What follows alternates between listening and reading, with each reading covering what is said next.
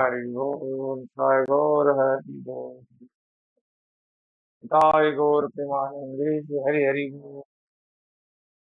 ओम नमो भगवते वासुदेवाय। ओम नमो भगवते वासुदेवाय। ओम नमो भगवते वासुदेवाय। नारायणं नमस्कृत्यं नरं चैव नरोत्तमं देवीं सरस्वतीं व्यासं ततो जयमुदीरये। नष्टप्रायेषु भद्रेषु नित्यं भागवत सेवया भगवती उत्तमश्लोके भक्तिर्भवति नैष्टिकी।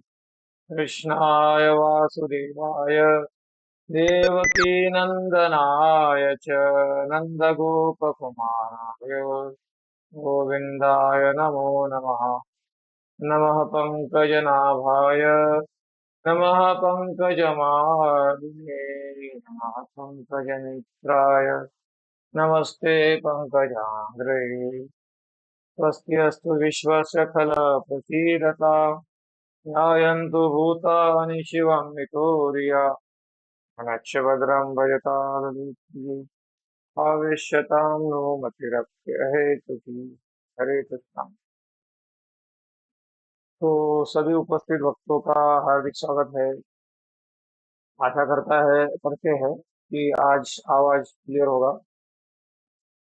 आवाज क्लियर है, आ रहा है। अगर सबको एक साथ आवाज क्लियर नहीं आता है तो क्लास उधर ही रोक देंगे, क्योंकि सबका टाइम पास हो जाता है फिर।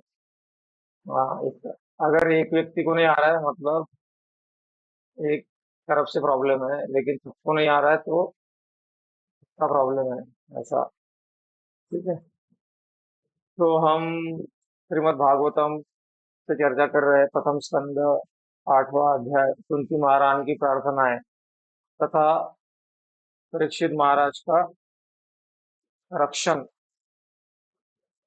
परीक्षित महाराज को रक्षा की गई, इस अध्याय का नाम है।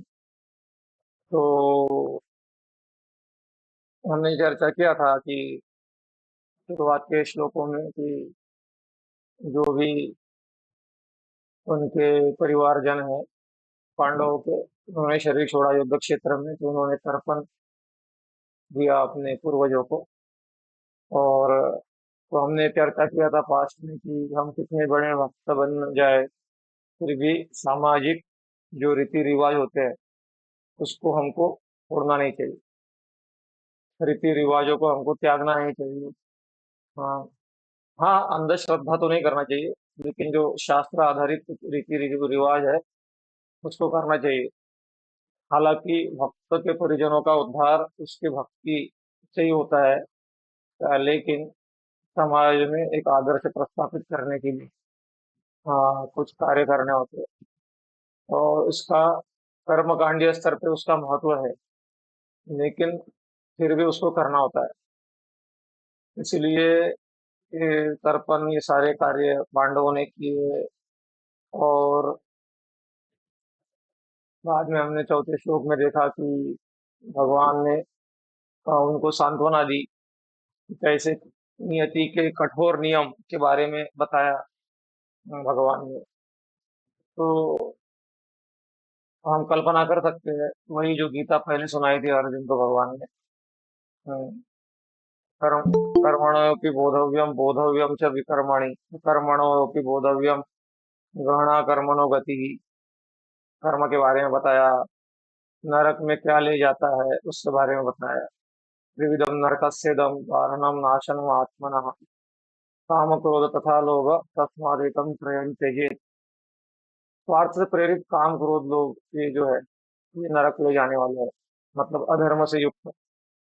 धर्म से युक्त तो अम, धर्म से युक्त।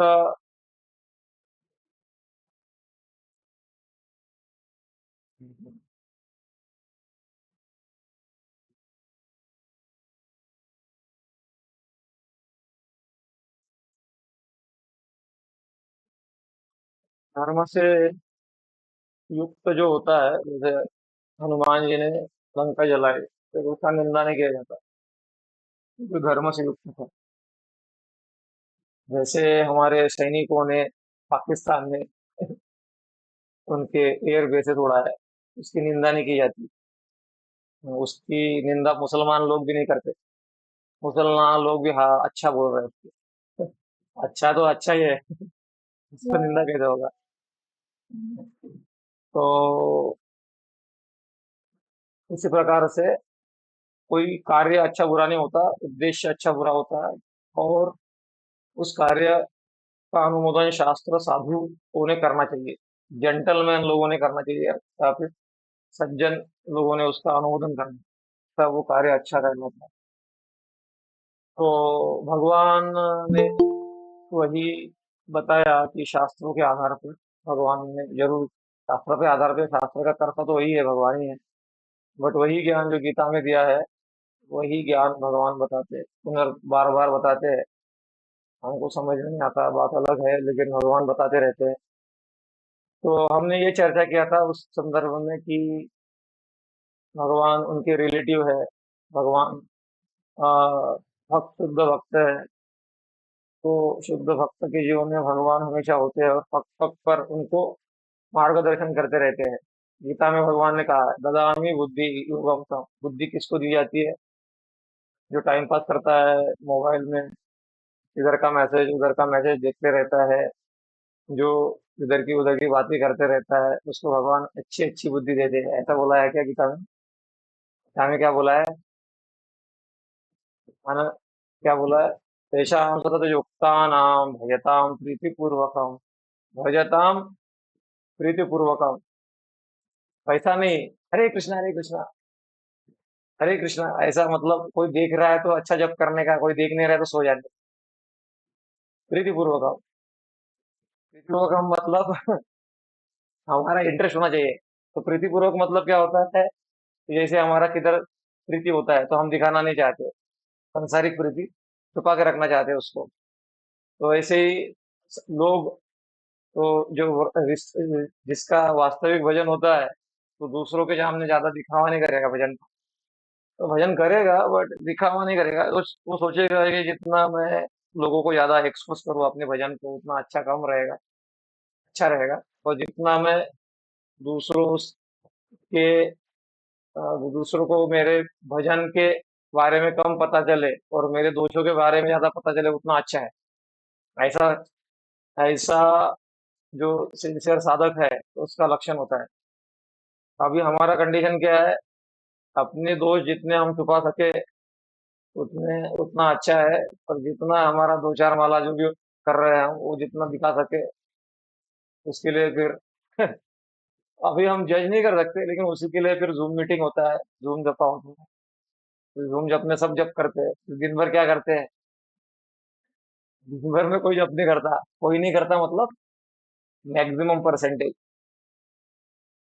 तो एक पॉजिटिव दृष्टि ये है कि संघ का परिणाम होता है, सब लोग इकट्ठा आते हैं। लेकिन निगेटिव दृष्टि ये है कि सब लोग देख रहे हैं तो चलो कर लेते हैं, अरे, या फिर लोगों को पता चलना चाहिए मैं भी साधना करता हूँ। तो ये एक निगेटिव एंगल बता रहा हूँ, हर व्यक्ति ऐसा सोचता नहीं है, बड़े एक निगेटिव एंगल रहता जरूर है उसमें। तो हमको देखना चाहिए हम जितना जेन्युइन भक्ति कर सके, जितना अपने आप को धोखा कम दे, उतना भगवान की कृपा अपने को मिलेगी। तो यहाँ पर जो भगवान है, उनके रिलेटिव है, उनको मार्गदर्शन कर रहे हैं, बुद्धि दे रहे हैं।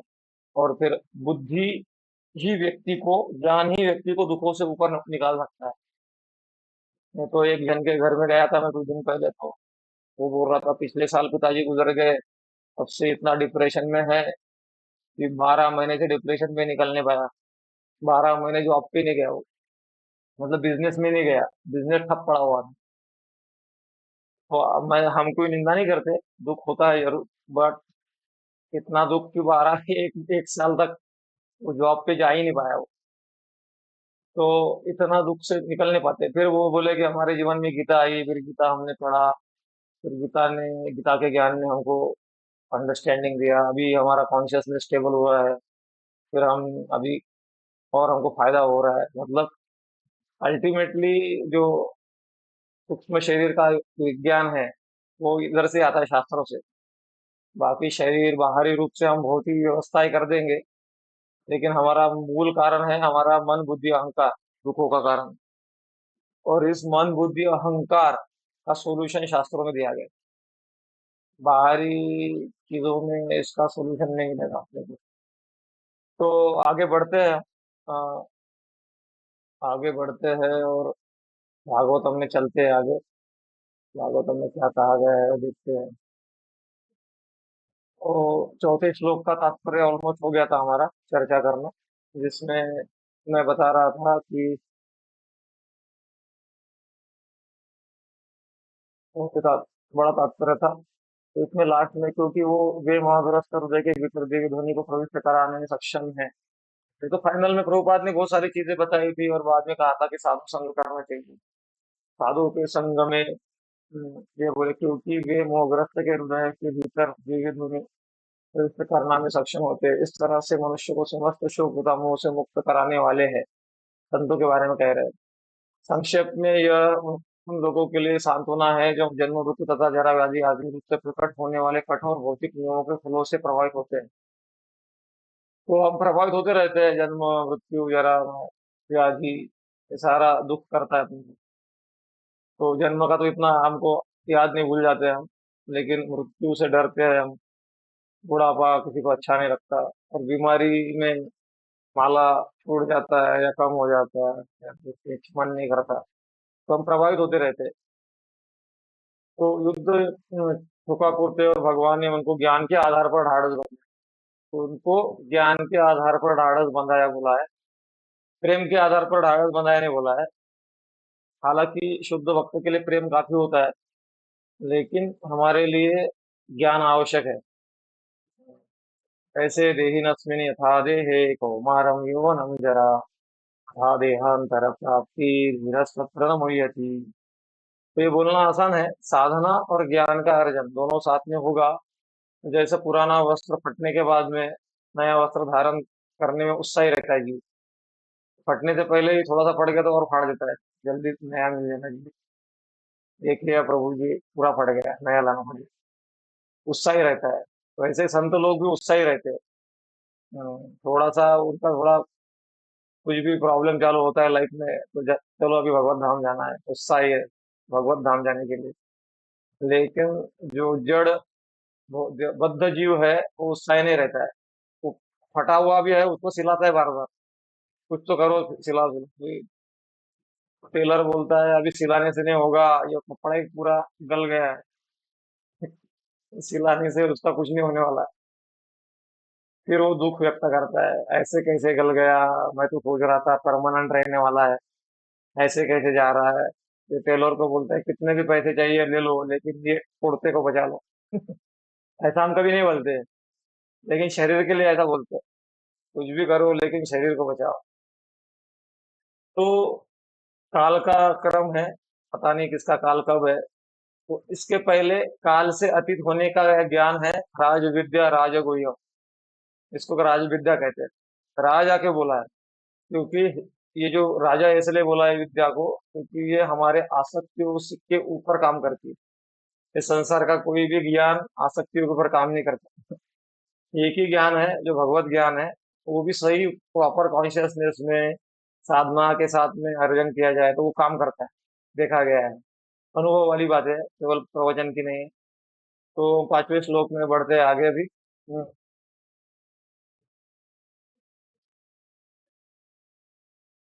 साधयित्वा जातशत्रु स्वं राज्यं कृतवैर्हतं घातयित्वा सतो राज्ञ ततस्पर्श शतायुषः। अनुवाद का तात्पर्य जगत गुरु स्वामी श्री प्रभुपाद जी के द्वारा। जगत गुरु स्वामी श्री प्रभुपाद की। धूर्त दुर्योधन तथा उसके दल ने छल करके अजातशत्रु युधिष्ठिर का राज्य छीन लिया था। अद्भुत कृपा से वह फिर प्राप्त हो गया। और जिन दुष्ट राजाओं ने दुर्योधन का साथ दिया था वे सब भगवान के द्वारा मार डाले गए। अन्य लोग भी मारे गए क्योंकि महारानी द्रौपदी के केशों को पकड़कर खींचने से उनकी आयु क्षीण हो चुकी थी। ओम अज्ञानतिमिरन्धस्य ज्ञानाञ्जनशलाकया चक्षुरुन्मिलितं येन तस्मै श्रीगुरुवे नमः। श्रीचैतन्यमनोभीष्टं स्थापितं येन भूतले स्वयं रूप कदा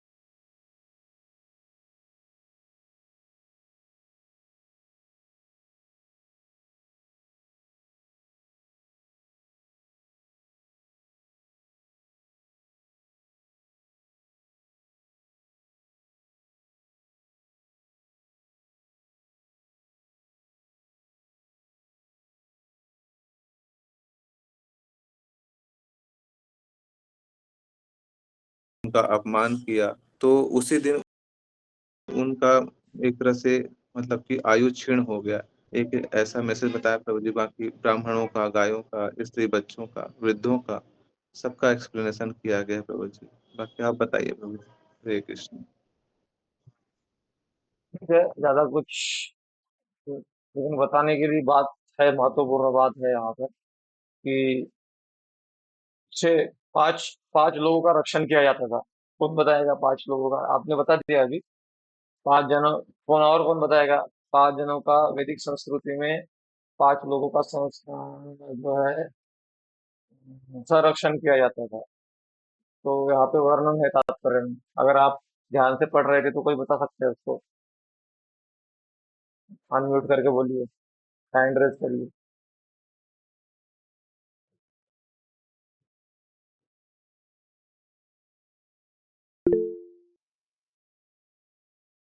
सुंदर नारायण प्रभु ने, तुलसी महाराज जी, तुलसी माता जी को चांस देंगे। आपने अभी पढ़ा? हाँ, देखते हैं। बताइए, बताइए।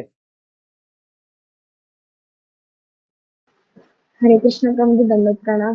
गाय बोला है, इसमें स्त्री बोला है। ठीक है, अच्छा प्रयास है। बताइए सुंदर नारायण प्रभु। पाँच। ब्राह्मण, गाय, स्त्री, वृद्ध। ब्राह्मण, गाय, स्त्री, वृद्ध और बच्चे। 5 लोगों के लिए हाँ, बोला है। पाँच है वो। तो ये पांच जो है, ये हमेशा संरक्षण के, इनको संरक्षण दिया जाता था वैदिक संस्कृति में। अभी ऐसे संरक्षण के बगैर दुर्योधन का कंपनी ने क्या किया? वस्त्रहरण का प्रयास किया। अधर्म अधर्म को प्रोत्साहित किया उन लोगों ने, और उसमें धार्मिक लोगों ने भी साथ दिया। कर्ण कर्ण ने साथ दिया। अ, जो भीष्म पितामह तो महाजन है, भक्त है, तो लीला की दृष्टि से वो भी मौन बने रहे। द्रोणाचार्य भी मौन बने रहे। सबको भोगना पड़ा। हाँ, तो वही बात बता रहे हैं कि इस शब्द आया यहाँ पर कि अचस्पर्श शतायुष। अगर आप देखते हो, यहाँ मैं खोल करके दिखाता हूँ आपको ऊपर। ये अचस्पर्श शतायुष, तो अच्छा स्पर्श, केशों का गुच्छा स्पर्श छूने से शत आयुष्य, आयुष्य खत्म हो गया उन लोगों का, इसीलिए मरना पड़ा उन्हें। तो आजकल तो ये फैशन हो गया है। तो बहुत मान मानता है लोग कि कोई ऐसा कर देता है तो। हाँ, मतलब किसी स्त्री के बालों को पकड़ लेगा तो वो शक्तिशाली माना जाता है आजकल कलयुग में। लेकिन वो जल्दी मर जाएगा वो। अच्छा, स्पर्श शतायुष। मर गया मतलब वो वैसे ही मरे हुए लोग हैं, और फिर 84 लाख योनियों में घूमते रहेंगे वो। 50 वर्ष शता आयुष्य यहाँ पे बोला है। आयु इसी चीजों से खत्म हो रही है आज की। प्रभुपाद जी ने तात्पर्य में कहा कि ये जो हम वैदिक संस्कृति को नहीं मान रहे हैं और मनमानी कर रहे हैं, इसको थोड़े देर के समय के लिए तो अच्छा लगता है कि पैसा है, ये है। जिनके पास में ज्यादा पैसा वैसा रहता है वो लोग भी थोड़ा अधर में उतर जाते हैं ज्यादातर, और गरीब भी उतरते हैं अगर सत्संगति नहीं मिला उनको तो। जो भी है, तो आयुष्य खत्म होता है। जो भगवान का जो नियम है, भगवान का कानून है, वो धर्म के सपोर्ट में है, अधर्म के सपोर्ट में नहीं है।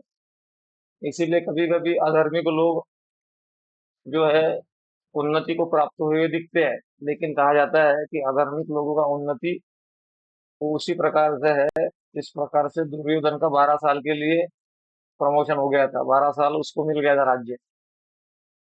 तो कहा जाता है कि किसी अधार्मिक व्यक्ति को ऊपर चढ़ाया जाता है, जैसे कोई किसी व्यक्ति को 15वें मंजिले पे चढ़ाया जा रहा है, तो चढ़ाया जा रहा है ऊपर जाके पटकने के लिए।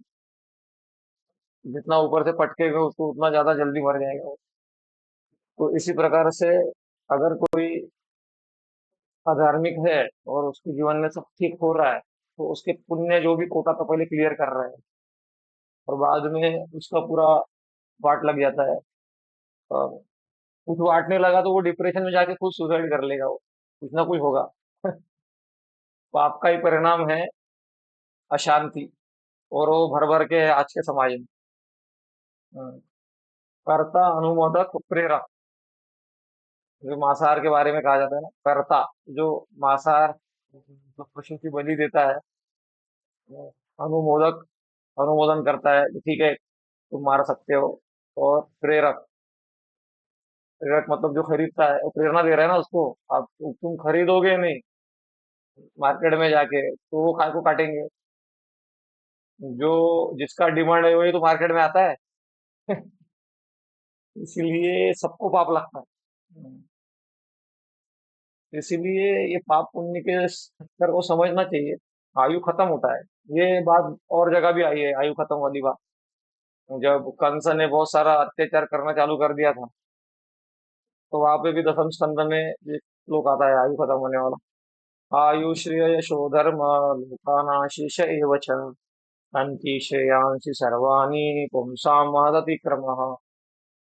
तो जब हम संतों के विरोध में अपना आंदोलन खोल देते हैं, जब भक्तों के विरोध में अपना आंदोलन खोल देते हैं, ब्राह्मणों के विरोध में अपना, स्त्रियों के विरोध में अधार्मिक कृत्य में पड़ गिर जाते हैं, तो क्या होता है, तात्पर्य के आधार पे ही बोल रहा हूँ मैं। मतलब तात्पर्य पढ़ा हमने, उसी के आधार पे बात की हो चर्चा कर रही है। तो क्या होता है, समाज में अशांति फैल जाती है, लोग जल्दी मरना चालू हो जाते हैं।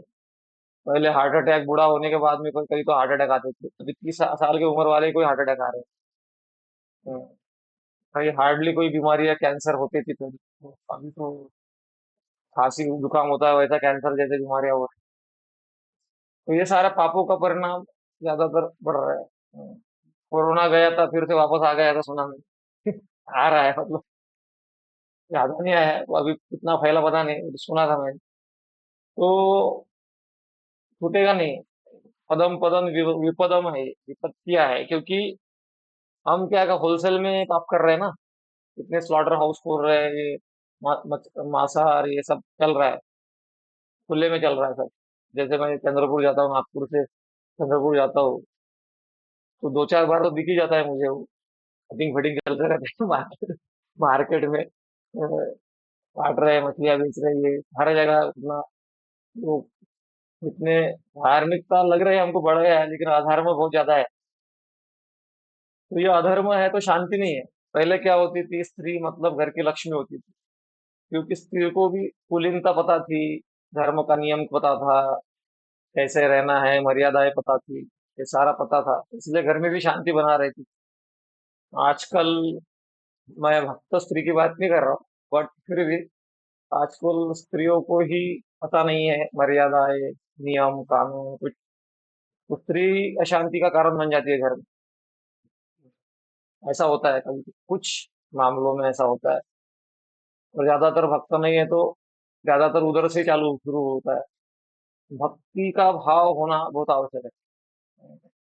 तो अभाव, भक्ति भाव नहीं है तो सारा अभाव अभाव बना रहेगा, कुछ होते हुए भी अभाव अभाव रहेगा। और भक्ति है तो फिर 12 साल का वनवास भी हो गया पांडवों को, फिर भी उन्होंने कुछ ऐसे कोई रोए नहीं हो, उन्होंने उसको सदुपयोग किया। अर्जुन ने अच्छे अलग अलग अस्त्र शस्त्र का अर्जन किया। अम, युधिष्ठिर महाराज ने उसको सदुपयोग किया। सबने अपना कुछ ना कुछ किया, यूटिलाइज किया। टाइम को टाइम पास नहीं किया। हाँ मैं अभी जैसे 12 साल खत्म होगा उसका बदला लूंगा मैं, उसको दिखाऊंगा मैं कैसे, ऐसा नहीं था उनका। उनका जो है, जो स्थिति है उसी में वो सीख रहे थे, इम्प्रूव कर रहे थे अपने आप को। ये भक्त का भाव रहता है। आसुरों का भाव मतलब क्या है, वो जो जो भी मिलता है उसमें कमी का अनुभव करते हैं। तो ऐसे ही कहा जाता है, don't count what is missing, count your blessings.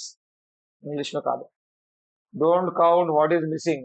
ये नहीं मिला, वो नहीं मिला। एक बच्चा था, पिताजी मुझे शूज चाहिए, पिताजी मुझे शूज चाहिए। और वो थे 5,000 के शूज, पिताजी कहाँ से लेके देंगे उसको। तो रो रहा है, इतना रो रहा है, उसको समझाते समझाते नाक में दम आ गया। फाइनली भगवान ने उनका आइडिया दिमाग दे दिया क्या करने का। तो उसको पता था वो लाइन में गली में एक बिना पैर वाला बच्चा है, उसके साथ पास में लेके गए, दिखाया, तुमको शूज चाहिए बेटा, इसको तो शूज देंगे तो ये तो पहन नहीं पाएगा। क्यों पिताजी? अरे भगवान ने उसको पैर ही नहीं दिए। अरे हाँ पिताजी, तुमको तो पैर दिया पिताजी। इनमें बेटा, अब तुमको तो पैर दिए भगवान ने। अरे हाँ, तो तुमको तो धन्यवाद देना चाहिए, क्यों रो रहे हो बेटा? रोता रोना तो उसको चाहिए, उसको पैर ही नहीं दिया भगवान ने, तो उसको समझ में आ गया। फिर उसको रोना बंद हो गया उसको। इसी प्रकार से हमारा रोना धोना सब चलते रहता है। लेकिन अगर हम जाने, भगवान ने बहुत कुछ दिया हमको, विशेष करके मनुष्य जीवन प्राप्त होने के बाद में भगवत भक्ति की ओर मोड़ा, इससे बढ़कर क्या चाहिए? हाँ, ऐसा कहा जाता है, धन धारा लक्ष्मी पापियों के घर होई। धन धारा, लक्ष्मी मतलब वो पैसा बोल रहे हैं, पैसा के दृष्टि से। धन धारा, धन मतलब धन धारा और संपत्ति, ऐसा कुछ तो बोलते हैं। पापियों के घर होए। साधु संग हरि कथा तुलसी दुर्लभ दोय। तुलसीदास जी कह के गए। हम्म, तो धन, धन, संपत्ति, ऐश्वर्य, ये सब है ना, ये पापी के घर होता है, ऐसा उनका कहना है। और साधु संग और हरि कथा तुलसी दुर्लभ दो, तो ये दो चीजें बहुत दुर्लभ है। साधु संग हो रहा है, हरि कथा को सुनने को मिल रही है, इससे ज्यादा बड़ा धन कोई नहीं है। तो ये समझ में नहीं आता, कलयुग, बुद्धि छोटी है ना हमारी। प्रायिन अल्पायुष सभ्य कल अस्मिन युगे जमा जनः मंदा सुमंद मतयो मंद भाग्याय दृतः। तो कलयुग, प्रभुपाद जी बताते हैं कि लोगों को जो है भगवान जो कृपा करते हैं वो समझ में नहीं आती। एक जो आम बेचने वाला था, वो कलकत्ता में बहुत उदार था। उसके पास में अल्फांसो मैंगो, सुना होगा आपने? अल्फांसो, क्या बोलते हैं? हापुस आम। हापुस आम रहता है ना, बहुत अच्छा क्वालिटी का आम रहता है वो। उसका बगीचा था, उसने सोचा कि क्या मैं खाते रहता हूँ, लोगों को भी मिलना चाहिए, तो उसने सारे आम कलकत्ता में फ्री में बांटना चालू किया घरों में। एक भी आदमी नहीं ले रहा था। इतना क्या, तो ये आ गया, फोकट में बांट रहा है, एक भी आदमी नहीं ले रहा था। वो सोचने में मजबूर हो गया, क्यों नहीं ले रहा है, तो लोगों का डाउट था ये फोकट में क्यों बांट रहा है। तो इसी प्रकार से भक्ति जो होता है, भक्ति में हरि नाम महामंत्र दिया जाता है लोगों को, ग्रंथ दिए जाते हैं, तो लोगों को डाउट रहता है ये फोकट में क्यों दे रहे हैं? कुछ कमीशन नहीं ले रहे, फोकट में क्यों दे रहे हैं? कुछ तो डाउट है, इसीलिए लोग दूर दूर रहते हैं। तो ये 2010 में हमारे एक प्रचारक थे दिल्ली में, तो उन्होंने यही कहा, लोग नहीं समझ पाते हमारा थैंकलेस टास्क, कि हमारा स्वार्थ रहित प्रचार के इस भाव को लोग नहीं समझ पाते। क्योंकि उन्होंने एक ही देखा है, मार्केटिंग एजेंट। वो मार्केटिंग करता है और बताता है ये प्रोडक्ट कितना अच्छा है, क्योंकि उसमें उसका कमीशन रहता है। तो फिर ग्रंथ बेचने और डिस्ट्रीब्यूशन वाले भी पूछते हैं, आपका इसमें कितना कमीशन है? अरे कमीशन क्या है, हम भगवान की प्रसन्नता के लिए डिस्ट्रीब्यूशन कर रहे हैं, कमीशन क्या है? पूछते हैं लोग। तो ये, क्योंकि कलयुग में बहुत मुश्किल हो चुका है स्वार्थ रहित होकर। तो मैं इस विषय पे क्यों आया था कि प्रभुपाद जी ने इस विषय को टच किया है। कुलीन, मतलब क्या बोले, उल्टा उल्टा स्त्रियों का वर्णन हुआ है शास्त्र में। प्रभुपाद ने उसको विषय में लाया है कि जब हम लेकिन अगर वही स्त्री पतिव्रता है, तो द्रौपदी का वर्णन आया है। उन्होंने किस स्त्री को हाथ लगाया था? पतिव्रता स्त्री को हाथ लगाया था। तो फिर उसका परिणाम ये हुआ कि बड़े बड़े धुरंधर मर गए। उसी उसका परिणाम ये हुआ। तो एक पतिव्रता स्त्री का इतना सामर्थ्य है, और उल्टा स्त्री है, तो फिर वो खुद तो डूबती है, पूरे कुल को लेकर डूबती है। ये भी है। स्त्री का ही कहना नहीं है, पुरुष भी है उसमें, जो भी है, जो भी अधर्म करेगा वो सबको लेके डूबेगा। तो इसीलिए हम, अगर तैरना है और दूसरों को भी तैराना है, तो भक्ति का अनुगमन होना चाहिए, भक्ति का अनुशीलन होना चाहिए। यही बात तात्पर्य में प्रभुपाद जी ने बताई है। अगले तात्पर्य में चलते हैं।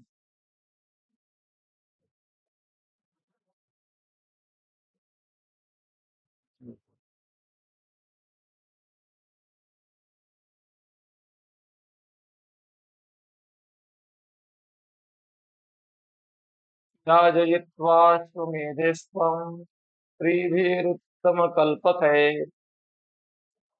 तद्दश पावनं दिक्षु शतमन्योरिवातनो।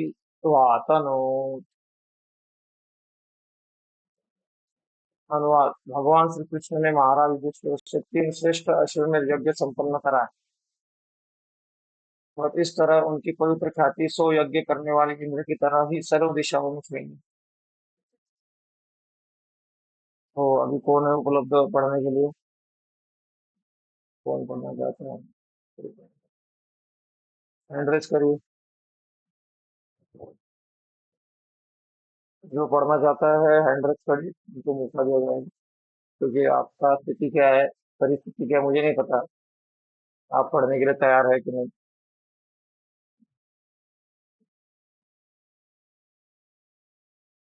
कोई नहीं पढ़ना चाहता क्या? Hand raise. ठीक है, सुंदर नारायण प्रभु आप पढ़िए। पढ़ना इतना लेट? ठीक है, पढ़ो।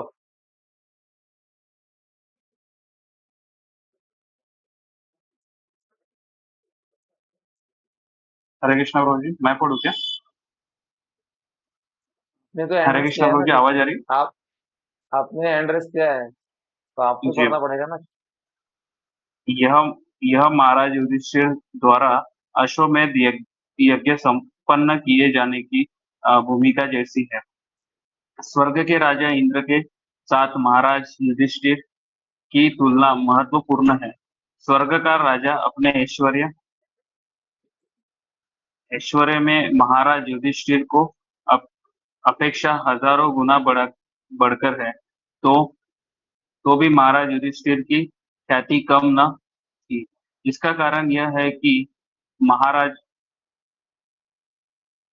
महाराज युधिष्ठिर भगवान के शुद्ध भक्त थे और भगवत कृपा से ही वे स्वर्ग के राजा इंद्र के तुल्य थे। यद्यपि उन्होंने केवल 3 यज्ञ संपन्न किए थे, जबकि स्वर्ग के राजा ने पूरे 100 यज्ञ किए थे। यह भगवत भक्त का विशेषाधिकार है।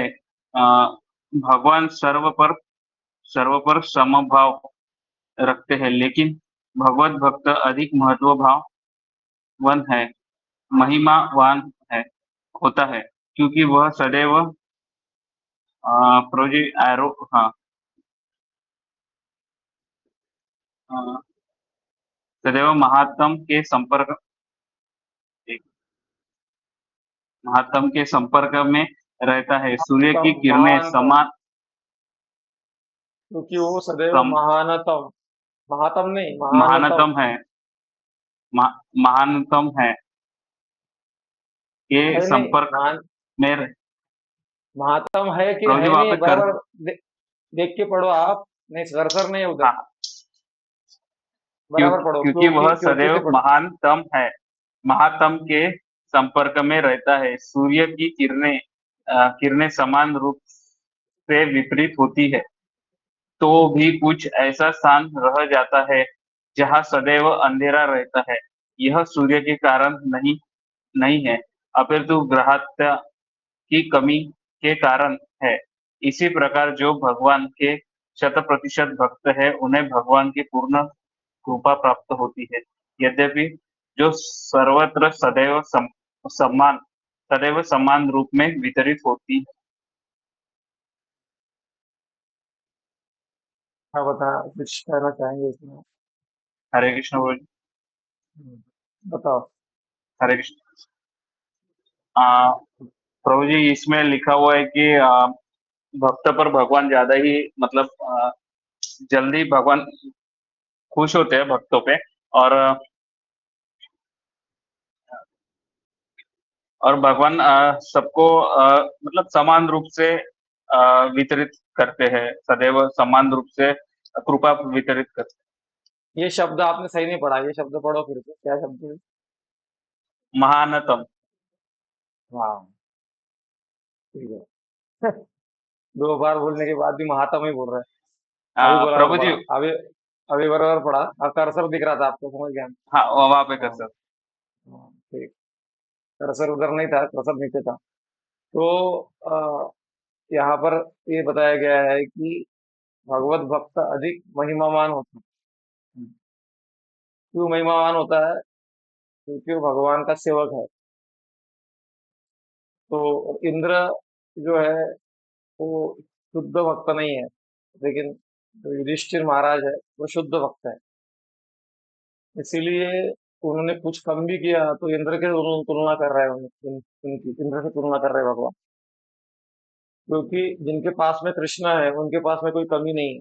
यत्र योगेश्वर कृष्ण, यत्र पार्थ धनुर्धर, तत्र श्री विजय भूति ध्रुवा नीतिर मतिर्मम। और भगवान ने दिखा भी दिया, वो प्रसंग आपको याद होगा कि जब अर्जुन और दुर्योधन भगवान से मिलने गए तो दुर्योधन का आंख किधर था? नारायणी सेना। और अर्जुन का आंख किधर था? सेना जाने दो, कृष्ण चाहिए हमें। तो भक्त भी दो प्रकार के होते हैं। कुछ लोगों को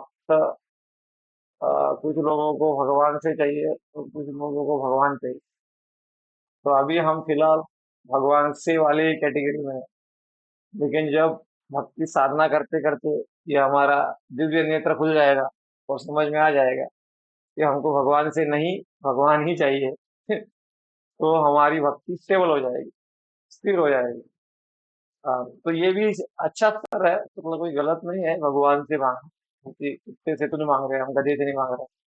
भगवान बोलते भी अकाम सर्व कामो वा मोक्ष काम उदार तीव्रेन भक्ति योगेन यजेत पुरुषम परम। तो पिताजी से मांगेंगे तो किससे? पड़ोसी से मांगेंगे। हाँ, पड़ोसी से मांगना मतलब देवताओं से मांगने जैसा, पिताजी से मांगना मतलब भगवान से मांगने जैसा। तो कम से कम देवताओं से नहीं मांग के भगवान से मांग रहे हैं, तो अच्छी बात है। और सबसे अच्छी बात है ये कि पिताजी समझदार है, ऐसा सोच लेना। और पिताजी को सब पता है। हमारे पिताजी को शायद पूरा पता ना हो, लेकिन ये पिताजी ऐसे है, वो सर्वज्ञ है, सर्वत्र है, सर्वशक्तिमान है और सर्व दयामय है, कृपालु है। तो फिर ज्यादा मांग रखने की जरूरत नहीं है। हाँ, एक मांग रख सकते हैं भक्ति में, भक्ति वर्धन की मांग। ठीक है, सुविधा है तो भगवान असुरों को भी प्रदान कर रहे हैं। ऑक्सीजन भगवान भेज रहे हैं, बोल रहे हैं कि ऑक्सीजन को कोई ऑर्डर दिया है क्या? असुरों के नाक में मत घुसना। असुरों के नाक में भी घुस रहा है ऑक्सीजन। भगवान चाहे तो रोक सकते हैं। भगवान को भी असंभव क्या है, सब कर दो। सूर्य भी सबको मिल रहा है, सूर्य का उदाहरण दिया है भगवान। तो सूर्य भी हर जगह जा रहा है। हाँ, लेकिन उसमें कुछ एक्सपर्ट्स असुर रहते हैं, वो खिड़कियां दरवाजे बंद करके अंदर बैठ जाते हैं, तो वहां सूर्य नहीं जा पाता, वो बादल है। लेकिन भगवान की कृपा जो है, समोहम सर्वभूतेषु न मे द्वेष्यस्ति न प्रियः ये भजन्ति तो माम भक्त्या मयि ते तेष चाप्यहम्। इसी श्लोक को प्रभुपाद जी ने तात्पर्य में रेफर किया है। मतलब श्लोक ने बताया, लेकिन उसी को प्रभुपाद जी बता रहे हैं, उस श्लोक को ही बता रहे हैं कि भगवान वैसे तो संभाव रखते हैं, लेकिन भगवान का जो भक्त होता है उसके ऊपर विशेष कृपा दृष्टि भगवान की होती है। क्योंकि दूसरा उदाहरण देने जाए तो हम सबके बच्चों को प्रेम कर सकते हैं अगर हम संस्कारी है। लेकिन कितने भी हम संस्कारी है, लेकिन अपने बच्चे को तो थोड़ा अलग विशेष प्रेम रहता ही है हमारा। इसी प्रकार से भगवान सबके प्रति संभाव रखते हैं, लेकिन भगवान का जो भजन करते हैं उनके ऊपर उनकी विशेष करुणा दृष्टि रहती है। तो उस करुणा दृष्टि को लाने के लिए, जैसे सूर्य को अंदर लाने के लिए खिड़की दरवाजे खोलने पड़ेंगे, तब सूर्य का प्रकाश अंदर आएगा। तो ऐसे हमारे धारणाओं को छोड़ना पड़ेगा। धारणाएं हम छोड़ने के लिए तैयार नहीं, हमको सब समझता है। कुत्ते की दुम टेढ़ी की टेढ़ी, ऐसा कहा जाता है ना, कुत्ते की दुम टेढ़ी की टेढ़ी। हमने बहुत प्रवचन दिया, काफी बार देखा जाता है, भक्त लोग बहुत प्रवचन सुनते हैं, ये करते हैं, लेकिन जब वो वाद विवाद में पड़ते हैं तो उनकी गलत धारणाओं को लेकर वाद विवाद करते हैं। मतलब प्रवचन सुनते हैं, ग्रंथ पढ़ते हैं, प्रवचन सुनते हैं, लेकिन अगर कुछ मतभेद हो गया तो आर्गुमेंट कौन सा देते हैं? धारणाओं वाला, जो भौतिक धरातल पे है। मतलब क्या हो गया? कुत्ते की दुम टेढ़ी की टेढ़ी हो गई। तो इस धारणाओं को बदलना पड़ेगा, छोड़ना पड़ेगा, नहीं तो टाइम लगेगा। जैसे वो टीचर के पास में दो स्टूडेंट गए थे, एक को बोला 50 रुपए, दूसरे को बोला 500 रुपए। बोले क्या प्रॉब्लम है, एक तो सिखाने में 50 रुपए, मुझे सिखाने में 500। अरे उन्होंने बोला कि इसको कुछ नहीं आता, ये 50 रुपए में मेहनत में सीख जाएगा, तुमको जरा आवश्यकता से ज्यादा ही आता है, तो डिलीट करते करते ही नाक में दम आ जाएगा, बाद में कुछ अपलोड होगा वो पाएगा। इतना हार्ड डिस्क फुल है कि उसमें अपलोड करने के लिए जगह ही नहीं कुछ। इसीलिए 500 रुपए। तो इसी प्रकार से जब भक्ति में हम आते हैं तो कुछ भक्त भक्ति को एकदम स्पीडीली ले लेते हैं, भक्ति सिद्धांतों को। ये पूर्व जन्म का भी रहता है, लेकिन एटीट्यूड भी मैटर करता है। प्रभुपाद जी का उस रेफरेंस क्या है, प्रभुपाद जी का तात्पर्य उपदेशामृत, उसमें प्रभुपाद जी कहते हैं कि भक्ति में प्रगति हमारे मनोभाव के ऊपर निर्भर करती है। एडवांसमेंट इन, इसको ढूंढ लीजिए आप उपदेशामृत में, advancement in Krishna consciousness depend on attitude of the follower. Krishna भावना में प्रगति साधक के मनोभाव के ऊपर निर्भर करती है। तो मनोभाव क्या है, प्रभु की बहुत कृपा है, हर परिस्थिति में प्रभु की बहुत कृपा है।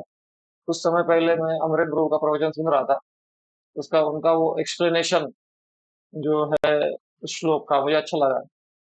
उस श्लोक में कह रहे थे कि तत्तेनुकंपा सुसुभिक्षमानो भुञ्जान एवात्मकृतं विपाकम् हृद्वाग्वपुर्भिः नमस्ते जीवेत यो मुक्तिपदे सदाय भा। तो इसमें ब्रह्मा जी कह रहे हैं कि मुक्ति भगवत धाम जाने के लिए कौन योग्य हो पाता है।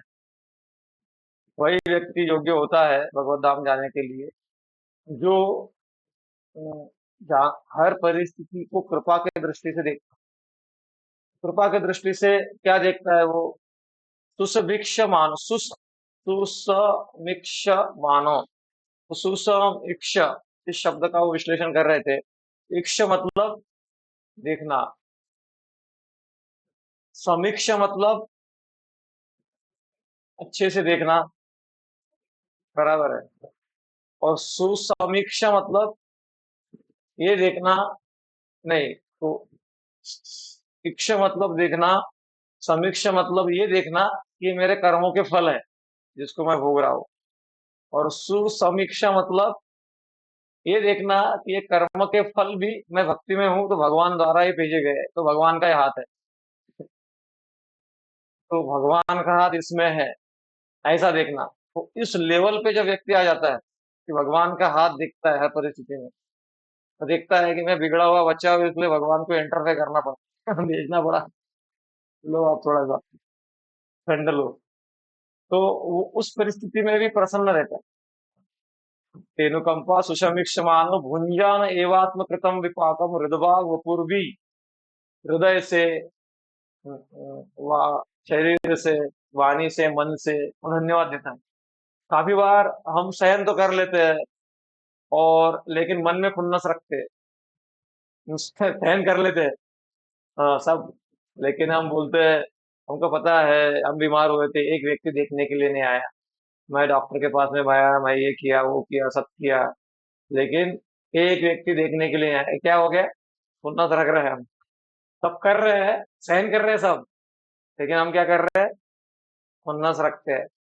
तो ये क्या हो गया कि ये शास्त्र आधारित मनोभाव जागृत नहीं हो पाया, क्योंकि ईगो रहता है ना, तो ईगो व्यक्ति को सब करा लेता है, लेकिन ईगो राग द्वेष से हमको बाहर नहीं निकाल पाता। तो, राग द्वेष से बाहर निकालने के लिए शास्त्र विचार आने चाहिए जीवन में। शास्त्र विचार जब आएंगे जीवन में, तब राग द्वेष से भी निकलेंगे। शास्त्र विचार आएंगे और उसके धारण भी हम करेंगे जब हमारी साधना होगी। तो प्रभुपाद जी का जो उदाहरण है यहाँ पे सूर्य का, वो महत्वपूर्ण उदाहरण है कि भगवान तो सबको कृपा दे रहे हैं, लेकिन हम क्या ले रहे हैं। जैसे टीचर स्टूडेंट्स सबको पढ़ाता है, लेकिन कुछ स्टूडेंट्स जो होते हैं वो सिंसियरली होमवर्क करते हैं, कुछ लोग टाइम पास करते हैं, तो उनका पुनरअपि आगमन होते रहता है एक ही वर्ग में। हम्म, पुनरअपि जननम पुनरअपि मरणम, पुनरअपि आगमन होते रहता है, तो टीचर को दोष देना सही नहीं रहेगा। तो इसीलिए भगवान ही हमको भगवत धाम ले जाते हैं, भगवान ही सब करते करते सब कुछ वही करते हैं, लेकिन वो हमारा प्रामाणिक प्रयास चाहते हैं।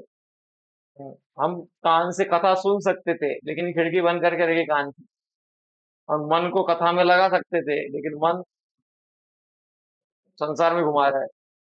ऐसा नहीं है कि हमारे हाथ में कुछ भी नहीं है, ऐसा नहीं होता तो फिर ये पूरा अध्यात्म का फॉर्मूला पूरा फेल रहता कि भाई परिवर्तन लाओ, सुनो, आध्यात्म कथा सुनो, जीवन बदलो। लोगों का जीवन ही नहीं बदलता फिर। कुछ लोगों का बदला है मतलब हमारा भी बदल सकता है। हाँ, हमारा कुछ लोगों का बीमारी जटिल हो सकता है, पुरानी बीमारी है तो ज्यादा दवाई लेना पड़ेगा, लेकिन बदलता है। ये श्रद्धा के साथ में भक्ति की शुरुआत कैसे होती है? श्रद्धा के साथ में तो होती है ना। अदो श्रद्धा, अदो साधु संग, सदा भजन क्रिया, तथा अनर्थ निवृत्ति, निष्ठा, रुचि, आसक्ति, भाव, प्रेम। तो श्रद्धा पहले होती है, बाद में प्रेम में श्रद्धा खत्म हो जाती है क्या? श्रद्धा, आचार्य का कहना है, अदो श्रद्धा तथा साधु संग, साधु संग किया तो श्रद्धा और बढ़ गई। फिर भजन क्रिया किया तो श्रद्धा और गाढ़ी हो गई। भजन किया, अनर्थ निवृत्ति हो गए तो और श्रद्धा गाढ़ी हो गई। फिर निष्ठा में तो इतना स्ट्रांग हो गई कि तूफान भी आया तो हिलता नहीं। फिर श्रद्धा बढ़ते जाना, ये भक्ति का प्रभाव है। ऐसा नहीं है पहले तो बहुत श्रद्धा था हमारा, आजकल लेकिन श्रद्धा थोड़ा ऐसा नहीं होता। तो चिंतन मनन करना चाहिए। भक्ति विनोद ठाकुर कहते हैं कि हर एकादशी को हमको क्या करना चाहिए? सिंहावलोकन। शेर चलता है तो चलते चलते उसकी चाल कैसी रहती है, बीच बीच में पीछे मुड़ के देखता है वो। तो हमको लगता है 4 साल हो गए, 5 साल हो गए, 10 साल हो गए, 20 साल हो गया प्रगति, ऐसा खुद मान लेना मतलब। हाँ, पुण्य तो जरूर हो रहा है, लेकिन भगवत धाम जाने के लिए कुछ एक्स्ट्रा करना होता है थोड़ा। अपने चेतना के प्रदूषणों को और फाइन ट्यून करना होता है। जैसे कपड़ा धो रहे हैं हम, तो धुल तो गया, लेकिन अच्छे से धोना एक अलग बात होती है ना। तो वैसे ही भक्ति कर रहे हैं, चित्त धोया जा रहा है, लेकिन अच्छे से धोने के लिए कुछ और एक्स्ट्रा सिंसियरिटी लगती है। और आएगी साधु संग से। कल मैं एक प्रवचन सुन रहा था, तो उसमें कह रहे थे कि 3 चीजें जीवन में भक्तों को कभी नहीं छोड़नी चाहिए। एक साधु संग, नाम जप और अपराध। छोड़ना नहीं चाहिए, अपराध करना नहीं चाहिए वैष्णव अपराध। तो नाम जप, साधु संग, नाम जप, साधु संग और अपराध कभी नहीं करना चाहिए। लेकिन उसमें वो कह रहे थे कि तुम इतने नालायक हो कि तुमसे अपराध भी हो रहे हैं और नाम जप तो हो ही नहीं रहा है। कोई बात नहीं, एक चीज तो फिर कभी मत छोड़ो, वो साधु संग। साधु तुमको डांट पटक फटकार के वो उधर लाएगा नाम जप में, और अपराध भी नहीं करने देगा। लेकिन आपने साधु संग छोड़ दिया, साधु संग छोड़ दिया तो नाम जप ज्यादा टाइम लगेगा छूटने के लिए, और अपराध करने में ज्यादा टाइम नहीं लगेगा। तुम्हारा कान पकड़ने के लिए कोई है ही नहीं। ठीक है, हरे कृष्णा कृष्णा कृष्णा हरे हरे, हरे राम राम राम। समय हो गया। प्रश्न होगा तो पूछ लीजिए, एक दो प्रश्न ले लेते हैं, फिर मैं रुक जाता हूँ। नहीं होगा तो रुक जाए। सुंदर नारायण को हरे कृष्ण प्रभु जी, दंडवत प्रणाम। दंडवत प्रणाम, बोलिए अ, बोलिए। प्रभु जी, जो जैसे शुरुआत में बता रहे थे प्रभु जी कि हम्म, जैसे भक्ति को मतलब कि छिपाना, और जैसे भक्ति को जैसे दिखाना, इसमें थोड़ा सा क्लैरिटी थोड़ा चाहिए था प्रभु जी। जैसे कि हाँ हम लोग हाँ हाँ सिविल में हैं, और जैसे तिलक वगैरह करके कभी जैसे मंदिर जाते हैं प्रभु जी वीकेंड में, या धोती हाँ कुर्ता मतलब जैसे यूज कर रहे हैं, तो हाँ ये भक्ति तो मतलब कि कई लोग थोड़ा सा कमेंट भी ऐसे पास करते हुए ऐसा महसूस होता है कि कोई हमें ऐसा देख रहा है क्या, कि कुछ ज्यादा ही शो ऑफ कर रहे हैं ऐसे। हम्म, तो थोड़ा सा मतलब इसको मैं क्लियर होना चाहता था प्रभु जी कि इसमें हाँ। दिखाना वाले बात तो नहीं हो जा रहा है ना, या हाँ, छिपाना, ये कैसे समझे प्रभु जी इस चीज को नहीं, थोड़ा सा। ऐसा नहीं है। एक्चुअली मैं ये कहना चाह रहा था कि जैसे आप अभी वायुसेना में हैं, तो आप अगर वायुसेना का वर्दी पहन के जाते हो और कुछ लोग बोलोगे आपको क्या दिखा रहा है, अरे क्या दिखाना क्या है, वो वायुसेना में है वो इसलिए पहना है। दिखाने का मतलब है तुम्हारे उसके कमेंट से हम प्रभावित होंगे क्या? क्या दिखाता है वायुसेना का ड्रेस पहन के, तो हम प्रभावित नहीं होंगे। हमको पता है वायुसेना में उससे कोई प्रभावित नहीं होगा। अभी भक्ति में क्या है कि हम भक्ति में धोती कुर्ता पहन रहे हैं लेकिन माला बिल्कुल नहीं कर रहे। धोती कुर्ता पहन रहे हैं लेकिन उधर जाके प्याज लहसुन ये वो सब चल रहा है हमारा, फिल्में देखना चल रहा है। तो अभी ये दिखाना होगा, समझ रहे हैं ना। हमको पता है, लोग बोले बड़ा भगत बनता है तो अच्छा बात बोलता है ना, कोई गड़बड़ गड़बड़ क्या है। बड़ा भगत ही बोलता, बड़ा ही भगत भगत ही बोल रहा है ना, उससे क्या है। लेकिन अगर हमारे अंदर गड़बड़ है, हम भक्ति रियल में नहीं कर रहे, केवल अभी समाज में हमने को दिखाना है कि हम भक्त बन गए हैं। आजकल जो लोग मैं मंदिर में पुजारी सेवा करता हूँ तो काफी लोग तुलसी माला लेके आ गए। उन्हें प्याज लहसुन छूटा क्या, नहीं छूटा। फिर ये कहाँ से आ गया विचार, तो पहनना है वैसे ही, क्योंकि फैशन हो गया। अभी इसको तुलसी माला को भी फैशन बना दिया लोगों ने, कि लोग धार्मिक समझेंगे अपने को। और फैशन के लिए थोड़ी है ये। ड्रेस ड्रेस कोड है वैष्णव का, पहले वैष्णवता को जीवन में लाओ। शुरुआत भी आपने कर दिया है, चार माला कर रहे हो, प्याज लेके छोड़ गया है, तो भाई पास में घंटी माला पहनो, धोती पहनो। लेकिन तुम तिलक लगाओ, प्रभु जी मेरा का तिलक लगा दिया। एक बार ऐसे हुआ, राधेश्याम प्रभु ने तिलक लगाया बेटे ने। उसको लगा अच्छा इसकी इच्छा है तिलक लगाने की, लगा दिया उसको शुरुआती के दिनों में। लगाया वो, थोड़ी देर में आधे घंटे बाद राधेश्याम प्रभु रास्ते से जा रहे थे, वही वो पांडे लेके दिखा, सिगरेट फूक रहा था तिलक के साथ। तो राधेश्याम प्रभु की गाड़ी रोकी, उसको बहुत गुस्सा आया, बोले पहले एक तो सिगरेट फेंक, नहीं तो तिलक मिटा। तो फिर ऐसा बाद में क्या हुआ मुझे स्मरण नहीं है, लेकिन ऐसा कुछ हुआ। तो पॉइंट ये है कि जैसे हमारा नाम में रुचि नहीं है, हमको पता है नहीं रुचि नहीं है नाम, तो हमारे सीनियर्स आते हैं, उनके सामने तो बहुत धूली हिलाते हैं, हरे कृष्णा हरे कृष्णा। उनको नहीं बोलते कि प्रभु जी मेरा जब ठीक नहीं हो रहा है, कृपा करिए, थोड़ा मार्गदर्शन करिए, कैसे मानो नहीं। उनके सामने जोर से झोली हिलाएंगे, हरे कृष्ण, और इतना ऐसा लगा बहुत अच्छा जप हो रहा है। बाकी टाइम में झोली लटके रहेंगे उधर। ऐसा नहीं होना चाहिए, मतलब समझ रहे हैं ना, उसमें फाइन ट्यून नहीं है। ट्यून मतलब फाइन लाइन है उसमें, वो दिखाना नहीं बोलते हैं, ऐसा थोड़ी है कंठी पहनना वैष्णव का, तो ये तो आभूषण पहनना चाहिए। ठीक है। हरे कृष्णा, दंडवत प्रणाम, हरे हरे कृष्ण बाल प्रभु वाले जी, कृष्णा, धन्यवाद। हरे कृष्णा, दंडवत प्रणाम।